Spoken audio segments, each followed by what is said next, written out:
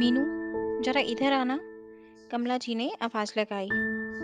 मीनू रसोई में सब्जी बना रही थी। उसे छोड़कर कैसे तुरंत आती, इसलिए गैस ही बंद करके आ गई। जी मम्मी जी, कहिए। मीनू ने पूछा।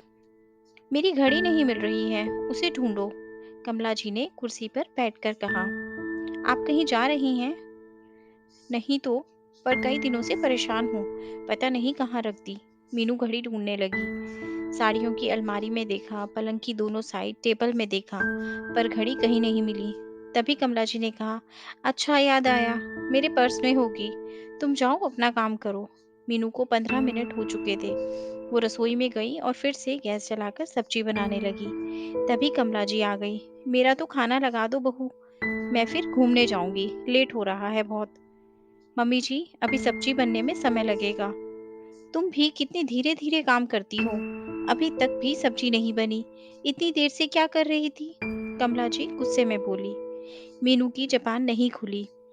अभी 3 महीने शादी को हुए थे, एकदम से सास को कैसे जवाब देती। फटाफट हाथ चलाया और सब्जी बनाकर रोटी सेकी और खाना परोस दिया। तब तक ससुर जी भी आ चुके थे। उनका खाना लगाया और मोहन ने घंटी बजाई। बहू, दरवाजा खोल दे, सासू माँ ने आवाज लगाई। मीनू ने रोटी बनाते हुए हाथ धोए और दरवाजा खोलने गई। सोफे पर ही ननंद बैठकर टीवी देख रही थी। उसने उठकर दरवाजा भी नहीं खोला। अंदर आई तो सास ने ससुर जी की थाली में रोटी नहीं है, थोड़ा जल्दी हाथ चलाया करो बहू। मीनू चुप रही और रोटी बनाने लगी। मोहन ने कपड़े बदले और वो भी खाना खाकर कमरे में चला गया। मीनू को रसोई साफ करने में देर हो गई। कमरे में पहुंची तो मोहन चिल्लाकर बोला, कब से तुम्हारा पति कमरे में अकेला बैठा इंतजार कर रहा है, और तुम हो कि रसोई के कामों में लगी हो। मीनू को मोहन का चिल्लाना बहुत बुरा लगा। सुबह ननंद कॉलेज जा रही थी तो उसने कहा, भाभी मेरे कपड़े आपने प्रेस किए या नहीं? आपको रात को कहा था। आपको तो कुछ याद ही नहीं रहता। नाश्ता बनाने में व्यस्त मीनू कुछ कहती, इससे पहले ननंद रानी फिर बोली, अब नाश्ता दे दो, मुझे देर हो जाएगी। दीदी, आप तो 9 बजे जाने वाली थी, अभी तो 8 ही बजे हैं। इतनी जल्दी नाश्ता नहीं बना। मीनू के इतना कहते ही ननंद रानी गुस्सा हो गई। मम्मी, भाभी को समझा लो, मुझसे कितने सवाल करती हैं, मेरी मर्जी, मैं 9 बजे कॉलेज जाऊं या 8 बजे जाऊं। इनका काम तो नाश्ता बनाना है, और वो अभी तक नहीं बना। कमला जी का भी पारा चढ़ गया। बहू, तुम्हें मेरी बेटी के जीवन में दखल अंदाजी करने का कोई हक नहीं है। वो कितने भी बजे कहीं भी जाए, ये उसकी मर्जी है। मीनू ने चुपचाप काम किया और अपने कमरे में आ गई। आंखें भरी हुई थी, दिल में दर्द था। उसकी तो कोई गलती भी नहीं थी। इस घर में जो देखे वही उस पर चिल्लाता है, अपने इशारों पर नचाता है। वो कोई कठपुतली है जो सबके इशारों पर नाचती रहे? 3 महीने पहले चाचा चाची ने उसकी शादी की थी। माता पिता कुछ महीने पहले एक दुर्घटना में चले गए थे। चाची और चाचा भी इसी तरह हर छोटी बात पर चिल्लाते रहते थे। सारा दोष उसी का बताते रहते थे। हर बार वो चुप हो जाती थी। यही आदत ससुराल वालों की थी।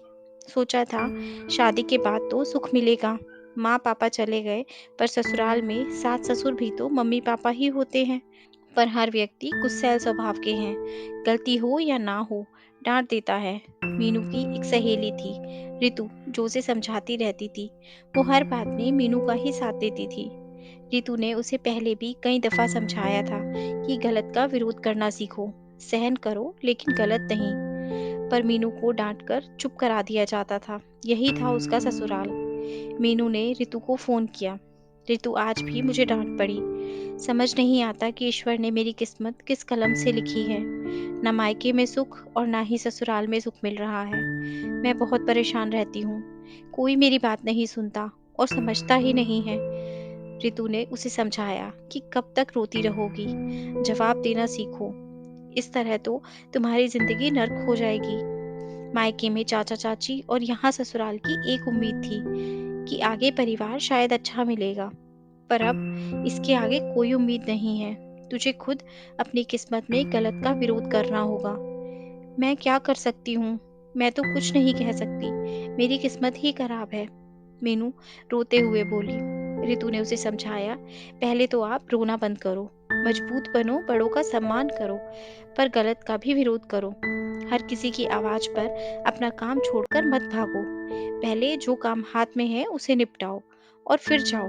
रितु से बात करके मीनू को बड़ी तसल्ली मिली। उसने अपनी माँ को मन ही मन याद किया और सो गई। मीनू अगले दिन सुबह रसोई में काम कर रही थी तो सास ने फिर से आवाज लगाई, पर मीनू काम करती रही। सास ने फिर आवाज लगाई और रसोई में चिल्लाती हुई आई और बोली, तुम्हें सुनाई नहीं देता? मैं कब से बुला रही हूँ। मम्मी जी, मैं रानी दीदी के लिए नाश्ता बना रही थी, उन्हें देर हो जाएगी। रानी तो 9 बजे कॉलेज जाएगी, अभी तो 7 ही बजे हैं। इतनी जल्दी क्या है, बाद में बना लेती। पहले मेरे कमरे में आ, मुझे वो गुलाबी वाली साड़ी निकाल कर दे। मम्मी जी, कल रानी दीदी 9 बजे की जगह 8 बजे चली गई। आज पता नहीं 7 बजे ही चली जाएं। तो साड़ी मैं बाद में ढूंढ लूंगी, अभी नाश्ता पहले जरूरी है। कमला जी बहू मीनू का जवाब सुनकर चुप हो गई। भाभी, आपने मेरी इस ड्रेस को प्रेस नहीं किया, मुझे दोस्तों के साथ पार्टी में जाना है। ननंद ने टीवी देखते हुए कहा, आप खुद भी तो प्रेस कर सकते हो, मुझे रसोई में काम है। वैसे भी आप टीवी ही देख रहे हो, अपने काम खुद करिए, मुझे और भी काम होते हैं। मीनू के जवाब के आगे रानी की बोलती बंद हो गई। अब उसने अपना कोई भी काम मीनू को बताना ही छोड़ दिया। रात को मीनू ने सबके लिए रोटी बनाकर कैसरोल में रख दी और खुद कमरे में चली गई। वहां मोहन को आश्चर्य हुआ कि आज इतनी जल्दी कैसे आ गई। खाना नहीं बनाना क्या? खाना बनाकर रख दिया है, जिसको खाना है वो लेकर खा लेगा। अब गरम फुल्के खिलाने के चक्कर में मैं क्यों समय बर्बाद करूं? मैं क्या सारा समय रसोई के कामों में ही लगी रहूंगी? मीनू की बातें सुनकर मोहन के पास कोई जवाब नहीं था। 2 दिन में सबकी अकल ठिकाने आ गई। अब मीनू आवाज पर दौड़ती हुई कठपुतली नहीं रही। सब लोग खाना खा रहे थे, घंटी बजती है, पर मीनू अपने हाथ का काम छोड़कर नहीं जाती। सब कहते रहे, पर वो एक कान से सुनकर दूसरे कान से निकालने लगी। सबको समझ आ चुका था, अब मीनू के रंग बदलने लगे हैं। सबकी आवाज धीमी हो गई। मीनू घर की सभी जिम्मेदारी निभाती थी, पर अपने तरीके से। पूरा घर मीनू ने संभाल रखा था, तो कोई कुछ कह भी नहीं सकता था। रितु ने हिम्मत दी तो मीनू इतना बड़ा कदम उठा पाई। चुपचाप सहने वालों को सभी सुनाते हैं, क्योंकि वो सुनते हैं। जवाब देने लगे तो सब कहना सुनना छोड़ देते हैं। हम गलती करें तो हमें डांट भी खानी चाहिए, पर बिना गलती के बातें सुनाई जाएं और हर समय दबाया जाए, ऐसे में तो बोलना ही चाहिए। आपके इस बारे में क्या विचार हैं? सचमुच ऐसा होता है। कुछ घरों में बहू को कठपुतली के समान नचाया जाता है। हर काम के लिए उसे दौड़ाया जाता है और डांटा फटकारा भी जाता है।